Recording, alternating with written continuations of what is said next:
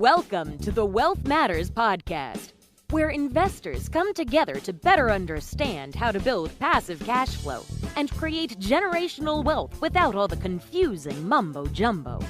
Here's your host and co-author of Amazon #1 bestseller, Alpesh Pamar. Welcome to Wealth Matters podcast. We are going to have Derek Clifford, who is a successful single and multifamily real estate investor. He has about 13 out-of-state units to his portfolio. He did during his first year of acquisitions while working a full-time corporate job, and he worked in the same town where I live. So it's so funny. When he was working a corporate job, he was literally in the same town. And of course, now he's traveling all over the US. And he's today a multifamily investor controlling over 250 plus apartment units with over $20 million asset under management. So welcome, Derek. Hey, thank you so much, Alpesh, for bringing me on the show. This is great. I had no idea we had so much in common before the show started. Super cool. It was funny, man. I'm excited.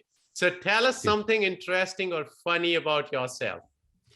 Yeah, so maybe something interesting is that you kind of alluded to this, is that we are Airbnb nomads. My wife and I are traveling around the country right now and basically determining where we want to live based on the things that we want to see in the country. So what's happening is we went all the way out east to Indianapolis to go take care of some of our investments and focus on acquisitions. And then we made our way south down to Austin, Texas. And then now we're in Colorado again. And then we're heading west. And hopefully, as of this recording, I don't know whether or not Japan is going to open its borders up to foreigners for tourist reasons. But we're planning on spending 3 months in Japan starting in April. Oh, wow. If they will allow it to happen. So again, I'm crossing my fingers, and please, put some positive vibes out there for me, Alpesh, so that we can do it. You'll be there in April. All right. Thank you. I trust me. I think we are seeing that this is all now getting over. And at least I think we will get used to living with it, right? I don't think it's going to disappear, but that's fine. That's what it is, right? Absolutely. That's what everyone's saying. But the Japanese government is very they like to, they're very like isolationist type of thing. And so we're trying to work through that. And if not, then that's okay. Maybe we spend some time in another international. Asian countries are very strict. I was in India and they were very strict in December. Then Singapore, very strict. So I know how Japan is. Yes, of course. I think you'll make it there. Thank you, sir. We're looking forward to it. So, and when you figure out that place where you can find everything and where you are going to settle down in US, let me know. No, that's part of the experience too. And that's what I forgot to mention is that, we have always been brought to cities because of either a job or because of a family member or something like that. So this is our opportunity, my wife and I, to find where we actually want to live somewhere, right? Because we've unlocked the time, location, and financial freedom factors that we have available to us now. Now it's just a matter of choice and picking where we want to be. So as we're driving across the country, we're taking small notes about things that we like about certain areas and things that we don't like about certain areas. And eventually at the end of the year, we're going to come up with this huge list where we're going to kind of like go through the pros and cons of each location we've been to try to figure out where it is that we want to actually put some roots down out of intention. So that's a cool thing, right? So let's talk about real estate. How did you get started in real estate? Yeah, it was like most investors who do well in their craft, they start on accident, right? Oh. I don't know. So when we got started, my wife had bought a condo in Washington State a couple of months before the crash, the real estate crash, the huge mortgage meltdown in 2008. And what ended up happening was we had to hold on that property. It was like a $250,000 condo that was worth about $90K in 3 months. That's how terrible it was for us in that situation, or at least for her. And then by the time I came along into her life, she was still in grad school. And then she had graduated about 4 years later. And we were looking to leave the state because she got a residency in the Bay Area. Well, the problem is that even after like a 4 or 5 year time period, the value of the condo had not recovered quite up to where it was originally. And we were starving students. We didn't have the ability to write a check for $50,000 to close this thing, right? And pay off the loan. So we were underwater the whole time. So the only thing that we could think of to do was to just rent it out, right? Because we had to hold it and we couldn't stay in Washington State. So we rented it out. And, at the time I was doing lots of personal development and trying to find ways to retire earlier. And I was very much like the Dave Ramsey guy, Alpesh, like, save up. Now you're exactly opposite. Yeah, exactly. So you save up a whole bunch of money and then you try to live off of 4%, and then the rest goes in stocks, right? You live off of 4% of that. And I figured out it was going to take me like 25 years to save that amount of money, even with pay increases and everything going on, right? So that was a little bit disillusioning. And then as we were driving from Washington State to California, to the Bay Area, we saw our bank account. We saw a direct deposit hit from one of our tenants, our very first check, right? It came in. Yes. And that's when the light bulb went off. It's like, oh my gosh, this is mailbox money. This is passive income. This is the way to go. Because, Alpesh, like we did this on accident. What would happen if we really did this on purpose and leaned into it, right? So that's kind of how it got started. I went into Bigger Pockets, and because I come from an engineering background, I just nerded out on it, and I spent hours and hours a day listening to it for a year, almost 2 years actually, before we made our first purchase. And then, I had analysis paralysis that I kind of had to conquer. But after that, we just kind of like all these green lights. And we just went into our first year of acquisitions and just bought a whole bunch of property before we were even able to buy a house in the Bay Area, right? That's just how crazy it is. That's great though. But I felt like this was my story all over again, because I had a townhouse here in Bay Area acquired in 2007, which we wanted to move to a bigger place, and I couldn't sell because there was no way to sell without losing your own, 20% down payment. So I ended up keeping it and became accidental landlord in 2011. Mm-hmm. And that's how, I saw the power of real estate. So no, that's very interesting. So then what was your very first intentional real estate investment, and how did that work out for you? Yeah. So the very first real estate investment that we looked into on purpose was it was a house that we were going to buy with my IRA.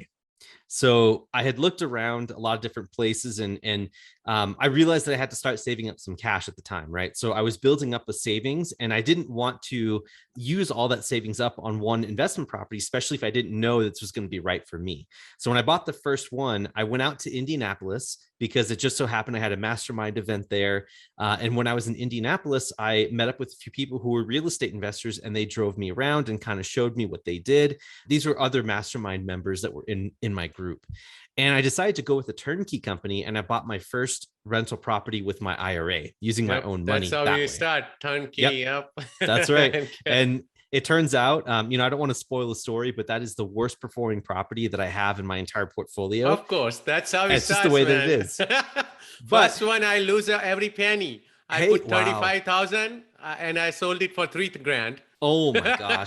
Cleveland, Ohio. So that's how it starts. But people like us who are analytical and engineers, they don't give up, right? You continue, you move on, and you learn from it, and you acquire the next one, you get better at it. You acquire the third one, you are even better at it. Now, my third property was my best. Right? Very good. Because I knew, and I just sold my fourth duplex, which I had bought, and I made good money on it. Very cool. I think, for those listeners who are out there struggling or looking to get started in this space, I'm sure there's plenty of podcasts to listen to. And, for me, a lot of it was knowing that you had to try to get something from the get-go. Getting a home run at the beginning is just not going to happen. Nope. Right. You have to get your head wrapped around that. And so as soon as I made the shift away, Alpesh, from saying, oh my gosh, I need to make $1 million. So all the numbers have to pencil out perfectly, right? Everything has to work well. And, according to all the stuff that you learned, right? In learning how to buy real estate, as soon as I made the shift away from how to make $1 million on the first deal to learning something on the first deal and just protecting your downside, that's when the magic started to happen, right? That's when I started going so fast, Alpesh, that with the first property, because I had just bought it and it was still like tenants paying rent, paying money, like I got my first couple of rent checks and I was like, this is great. And so I just picked up the speed and I just started buying more. So if I hadn't got that speed at the beginning, I may have questioned whether or not I should have bought that original property after things started falling apart, right, on it. So it's really interesting how that works. It's just this momentum piece, the trust piece, and knowing who you are as an individual to make that long-term commitment happen. Oh, that's awesome. Thank you for sharing that. So Yeah. I now know that you don't work full time anymore. So I want to talk about, because that's the biggest piece of the puzzle where a lot of people struggle, that, people like me and a lot of people who get started, right? But they don't know what to do next, right? Means Mm. because they start struggling how to manage all this. So can Mhm. you walk us through the process needed to build a portfolio while working a full-time job? Yes, there's three key components to this that I worked out over time, and I wish I had known from the beginning. But the three pieces are vision, consistency, and coaching. The first piece is vision. So first, you have to understand why it is that you're actually doing what it is that you're doing. So if you try to do something that's going to take a long time without having a reason for why, it's not going to stick. No. Right. So I always encourage people to think really hard about what is you're trying to do with real estate investing, why you're listening to this incredible podcast with Alpesh, right? Why are you doing this? What's the why? And then Yeah. you'll say, well, it's for money. And then but that's not But good enough. money, You have to, why? Right. yeah. Why? Like to do what? To do So I what with the like the money? book by Simon Sinek, Start with Why. That's the best book Bingo. if you really want to figure out, right? Because you have to dig deep. 100%. You have to, because in this business, and just like any other business, real estate's actually notorious for being forgiving, but it's also very difficult and there's ups and downs. So I implore you, listener, who is looking to escape your full-time job, you have to find out what you're going to do with all this passive income that's coming in. So find that why, right? Find out what it is that drives you and what drives your spouse as well. Like that's a big important piece to this, is working together with your spouse to figure out what it is that you guys want to achieve over the long term, and then understand the sacrifices you're going to have to make to get it. Okay. So that is step one. And that's like basic building blocks. We can go into how to do that later if you want, Alpesh. It's up to you. And so that's step number one. Step number two is time blocking and consistency. So for me, what made it happen for me was I set aside about an hour. So I drove in from Pleasant Hill or from Brentwood, in the area where we know. I drove in and I was there an hour early before the office opened up. And that was my Oh. time to focus on real estate. And I forced myself to do it because even if I didn't have anything to do for that time block, or let's say I didn't have a plan, right? I still showed up because I knew that when I was there for that Mm. hour, I'm going to make a plan for the rest of the week, or I'm going to make Wow, a no, plan for myself, right? So you that's just have great. to show up. So just know that, like, even though it doesn't seem like you could do anything useful, you have to bring yourself to do it so that you can force yourself to focus on the business. So that's number two. And then number three is pretty clear. That's mentorship. As soon as you start understanding where it is, what direction you want to go down in real estate investing, because there's a ton of paths, right? Once you identify what that is, get a mentor. If you can show me that you have a vision, you have a time block on your calendar, and you have a mentor for something, that's how I know you're serious and you're going to make results. So those are the 3-step things that takes time, right? But it's going to be the best, easiest, most efficient way for someone to transition out of a full-time job and into something that they're doing full-time. And one last thing I'm going to say about this, Alpesh, before I take a breath for air, is is that when I escaped my job, I built a skill set prior to leaving. If you determine that you have a passion for real estate investing and you're just going to leave because you like doing that, you're going to struggle. Yes. So while you're working a full-time job, build up some skill on the side so that when you do plan your exit, you have that skill in place and you don't have to rework the wheel when you leave and you're under financial pressure. Your spouse is looking at you saying, like, what are we doing here? What's the thing? You got to have some sort of model that works, while you're working a full-time job, and then it's safe to make the exit once you are in alignment with your spouse, your vision, and the time that you have to make it all happen. So that being said, hopefully that's useful for you and the Oh, listeners. this is very useful. Thank you. Yeah. So where should a newbie start when setting up these processes and systems, right? So once they have figured out the vision, the why, found a mentor, but where exactly do they start? What should they do first? Yeah. So I think that first of all, knowing your strengths, right? There's a ton of resources out there, and getting yourself educated is really good. But again, I'm really insistent on time blocking, finding a place in your day for you to focus on you and your business, or you and your spouse's business. I think that that's a really, really important thing to do. And then getting educated during those time sessions, or during the time that you're blocking out, is going to be really helpful for you, because it's going to help you what direction to go in. So I think like I said, the vision, the spouse, working with the spouse, that's all super important stuff. But I insist that, having a time block and knowing when you're going to be able to dedicate this time and how much to spend on this time is going to be super critical for everyone getting out there, unless you're looking for something else out there. No, no, this is great. So that's great time blocking. But let's say when you got started with real estate and you were making a lot of investments, did you start hiring people to take care of some of the mundane tasks or some of the tasks you don't enjoy, right? And how did you go about that? Yeah, I see. So actually, Alpesh, because I like pain, I actually didn't hire someone until way later. And that was a huge, huge mistake. Yeah, me too. Exactly. Yes. And you know what it is like, for me, I have this issue with like control on stuff. And I'm still working through that right now. And for the listeners out there who maybe can relate with this on some level, right? The quicker that you can identify that pattern and know that it's not serving you, by bringing in someone else. Yes, it's going to cost you money to bring in a virtual assistant. Yes, it's going to cost you that. But once you do that, like, your productivity and scalability will be more than you can ever imagine. And so that's where mindset and abundance comes in.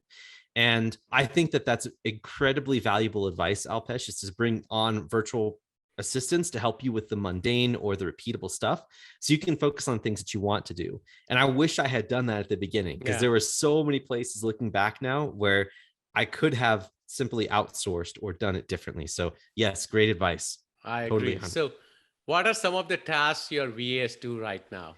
Yeah. So the VAs, they do my graphics. So they do all of like the thumbnails, all the posting. Of course, all the content comes from me. Right. But what I have them doing is a content regeneration system, which is super cool.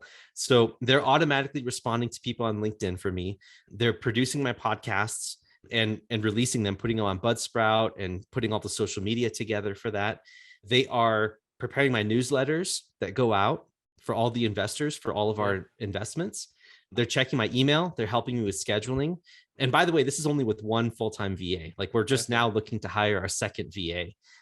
And they're basically helping me with anything that I need. They're also helping me with groceries at home. So, whenever we need some food, I ask my VA, hey, go search for something that's vegan, that's healthy, and that you can Instacart to my door. Right. Oh, wow. And so vegan, huh? So we'll talk about that. I'm vegan for the last 6 years. Hey, another thing we have in common. I love it. Yeah, we'll talk about that. Very cool.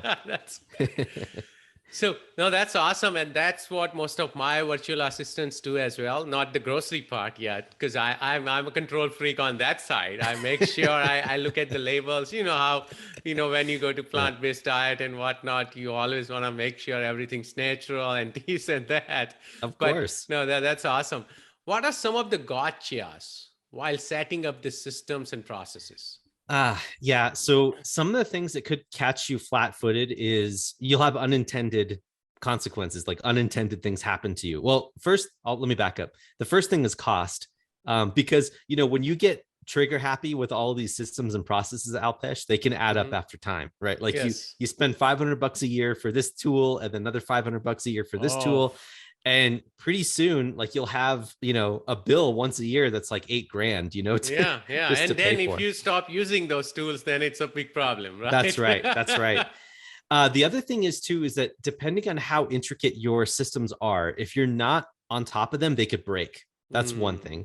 Or, for instance, like, you could accidentally send out an email blast that was meant for one person or just a small subset of a list to everyone. Like, that's something that very much could happen. Yeah, especially if you're working with a virtual assistant who doesn't know better. And obviously, everyone makes mistakes, and that's okay. But that's other things. And then, you could also have personnel issues. You could have something happen with your virtual assistants or with your team members that was not implied, and then you have to make an adjustment. You have to make a change. So while you grow, right, in any business, you're going to be facing this stuff, right, Alpesh? Yes. So I just encourage you, the listeners, to not be afraid of this stuff, and just know that if you're anything like me, you almost always land on your feet, right? And so just trust that, right? Trust that using these systems and tools will help you automate things, and you're going to be able to check yourself later. You're going to be able to adjust here and there. And so just trust in yourself, because you will be able to figure it out. You will make mistakes. It's inevitable. It's just the way that world works, but you'll get better. Every time you do it, you get better. Oh, that's awesome. So let's talk about real estate now. What mistakes have you made with your real estate investing so far? Oh, man. So how long do we have on this podcast? That's what I thought. Right. So I'll keep it to some of the major ones. The biggest one that I've had ever was not vetting out a partner to work with. That was a biggest mistake. We ended up buying, this was our first multifamily property. It was an 18 unit in Indianapolis. And some of the partners on board I knew well, and there was a couple that I didn't know very well. And those partners that I didn't know very well were the loudest. And unfortunately, it caused a lot of strain, and there was a lot of disagreements that were happening. And there was even like actions happening behind the scenes without me knowing. And like, basically, just a long story short, we had a PM, because I was in the Indianapolis market. I had the PMs, I had the contacts. This one partner that we didn't know very well at the time, and now, things are a little bit better now that we're working together more. But at the time, he flew out to Indy himself and fired the PM without telling me. So now we have all these partners in California. We have a property in Indiana where we've got to evict everyone basically and reposition the whole thing. So it's like a huge rehab job. Right. And now we have no boots on the ground out there. So it was really bad. So I think that just the first thing is definitely make sure you know who you're getting into business with. That's no matter what structure it is that you're working on. That's kind of the biggest mistake that I've made. Wow. No, that's pretty awesome. Thank you for sharing that. So sure. Can you share your best and worst real estate deals? Yeah. So the worst real estate deal was the one I was just alluding to, right? And here's the great thing about it though, Alpesh, is that like, even though, we had to take out private notes, we had to borrow, and we were just struggling to refinance the thing just to pay back the private notes. Like our budget for rehab was $500K. I think we were at $800K because we had contractors stealing from us, and it was awful. Right. So in any event, right, like that was the worst deal. And here's what I wanted to say. Even though it was the worst, it still is working now. That's how forgiving real estate is. That was 5 years ago when we bought that thing, but now it's cash flowing and it's catching up because we've been able to hold on to it. Right. So that was our worst deal. The best one that we've had was I bought 5 houses on one street for $200,000 in Indianapolis. So what I was able, no, that's like, even in Indianapolis, that's really hard to find now. Right. And there were tenants inside, and I went in to do a light rehab. So I did some sort of value add and made them really happy. And they were paying like $650 a month to stay in each of those houses. So I was paying $40,000 a house. They were paying $650 every month. Right. So I had more than enough mortgage to pay, over and above the mortgage to be able to make the payments and continue to build equity and all that jazz. Well, 3 years down the line, it's time to come to sell these properties. And when I sold them for nearly $90,000 each. Oh, nice. More than double. So, and you also got paid. Oh, yeah, definitely. So I was making cash flow the whole time. And I took that $50,000, actually $55,000, because I was making mortgage payments, right? So I took all of that equity and I did a 1031 exchange on all 5 of those houses and bought myself a 36-unit apartment complex. Nice. And that 36-unit apartment complex is like the backbone of our portfolio right now, and is providing the lifestyle for my wife and I to be able to do what we do. And so I would call that 1031 exchange, those 5 houses to the 36-unit, just a beautiful thing. And that's probably the best deal that I'll do in a while. Oh, that's awesome. Let's take a quick break. And after the break, we'll go through the same questions I ask every guest. You're listening to the Wealth Matters Podcast. The Wealth Matters Podcast. For more info about what we do, check us out at wealthmatters.com. It's wealth, WEALTH, matters, MATRS.com. multifamilywealthmatters.com. Welcome back to Wealth Matters Podcast. Derek shared a lot of golden nuggets today, especially about the setting up the processes and how you can build your portfolio. So thank you, Derek, for that. Are you ready for fire round? Let's do it, man. Okay. Would you be changing any business or investment strategy after this pandemic is over? Ooh, yes. I think that diversifying myself into more assets is going to be really important because something's happening with interest rates now. Something's happening with the overall economy where the surety in the US dollar itself is starting to waver. And so I'm definitely looking at alternative investments. I'm a huge fan of hard assets for sure, but cryptocurrency, exploring that route is just a huge thing. I know that you're a big fan of that too. Wow. But cryptocurrency is something that I'm looking into more and more. And even I gotta mention this, Alpesh. I'm even looking at marrying the two together somehow and starting to tokenize some of our offerings. That's what I'm looking into as well. So yes. it's a great way to marry both of them. That's how I started, when I did real estate. I'm like, is there a way to marry both of them? And perfect how you're looking at it, right? Because if we can give our investors way to just acquire the tokens, then their investment becomes liquid, right? That's the biggest problem with, when we syndicate, that our investors complain that, they don't want to be in the deal if they don't want to be at some point for 5 years, 7 years. Then if we can have tokens, I think that's a good way for them to get in and get out. We have a lot to talk about, Alpesh, even more than I thought at the beginning of the show. Oh, this is great, man. Yeah. Favorite real estate or finance or any other related book? Oh, man. Good question. There's always the classic answer, which I'm not going to give. It's that purple book. But what I really liked early on was this book by Mickerson called How I Turned $1,000 into $1 million in my spare time with real estate. I forgot the name, the exact name of the author, but I believe it's Mickerson. It's no longer in print. So I found it at a Goodwill in the Bay Area many years ago. Oh, wow. And when I saw it, I was like, oh my gosh, this is an incredible book. And it's very like to the point, practical examples, and it's very thick, but it's how this one guy in Danville started buying properties up in the 70s and 80s and just like exploded his business. And so really cool, kind of eclectic read that I really related with well.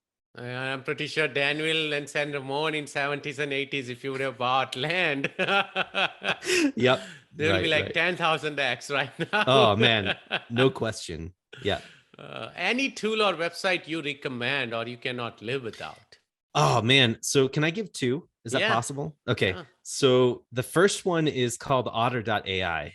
And Otter.ai is live transcription. And here's what I do, Alpesh. Maybe you can take this away for you. Is whenever I have a podcast recording or any Zoom meeting, it's transcribing live what the person says, right? And so what I do is if there's something I highlight or I like, I just highlight it. And then my VA goes in and he pulls all the highlights from every one of my conversations. And then he puts that into a spreadsheet. And then that spreadsheet becomes a social media post later. So that way I don't have to do, that way I don't have to do anything, right? Like it's already auto categorized. Like once he drops the text into the spreadsheet, it falls into like where the post is happening. So we have like a backlog of like 200 posts, right? That's going to go out to all the platforms, and it happens organically because all I got to do is flip on the switch, right? And just highlight something. So really recommend that tool's there. Also, there's a lot of like asset protection or legal things that you can do to help protect yourself with that as well. So I highly recommend that tool. And then the second tool is some sort of property management software or project management software. Asana Monday, is Monday, Asana, ClickUp, whatever you use, maybe even Notion. You can use Notion, but I like to use Asana just because it's very easy for VAs to intuit. And Neil Bawa uses it as well. So that's always a good thing. So I use Asana for ease of task creation and organization and keeping track of my VA. So those two things are like helpers. I couldn't go without them. Hey, so you mentioned Neil, and he uses it and loses a lot of investors' money. Yeah. I'm one of them. I see. Okay. Yeah, and tons of people. Yeah, okay, I get it. Interesting. All Just right. a joke. No. Any advice for beginner investors? Yeah, I know that we've gone over a lot of practical tips in this show already, in terms of like setting your vision and then getting a consistent routine down and then getting mentors. I think that this all has to start even before that. You've got to talk with your spouse. I think that when you're talking with your spouse about what it is that you want to do, sometimes they're able to expose blind spots to you that you don't know. Like, let's say, for instance, that you get really excited about real estate investing, right? And then you tell your spouse, and your spouse is like, oh, here, this is this pattern again, right? And then that'll help you explore why it is that real estate is different, right? Or it will challenge you to be able to say, well, is this different? So I really encourage you to talk with your spouse to explore all of these things as a beginner, to try to get someone's perspective for someone that will be on your side the whole time. And so I think as a newbie who hasn't done real estate investing yet, taking the time to seriously talk about that at home, to understand the consequences, the risks, and the rewards that come with investing is all vetted out up front. So hopefully that's useful. That's a great advice. No one has ever mentioned that, so it's pretty interesting. I couldn't agree more. Yeah. How do you give back? Yeah. So we love to donate to an organization called One Life Fully Lived, which is ran by one of my GoBundance elders, because I'm part of GoBundance, and we have these great charitable organizations that run inside of the organization. And what they do is they help at-risk youth with financial education. So helps them with mindset, financial education, brings programs into schools to help teach them. It's just a nonprofit that I'm really passionate about and helping. And then the other thing is that we have a couple of acquisitions that are in progress right now, where it's workforce housing, where it's subsidized rent that comes in from the city to help newcomers to the city find work. So it's like a vocational type of retreat setting. Nice. And so we invest in those, just in the city knows us, and we're doing a lot of good work in Indianapolis. And so we want to try to expand that to eventually include refugees, because my wife comes from a refugee family. So we want to try to like do some more in that area by giving 1% of our gross income to those organizations on future deals. So that's what we're looking at right now. Oh, that's awesome. How can my listeners reach out to you? Yeah, so really easy to do that. Just go to the website, which is located right here. If for those who are on video, for those who aren't, it's elevateequity.org. And there we've got links to our book, our podcast, videos, blog posts, investments and opportunities that may be coming up, and how to learn more about real estate investing in general or our upcoming opportunities. So that's the easiest way to get us. And this was awesome. I thoroughly enjoyed this episode. Thank you. Me too. Thank you so much for having me on, Alpesh. Thanks for listening to the Wealth Matters podcast. If you enjoyed it, please leave us a 5-star rating on iTunes so others can enjoy the show too. Have a great week and happy investing.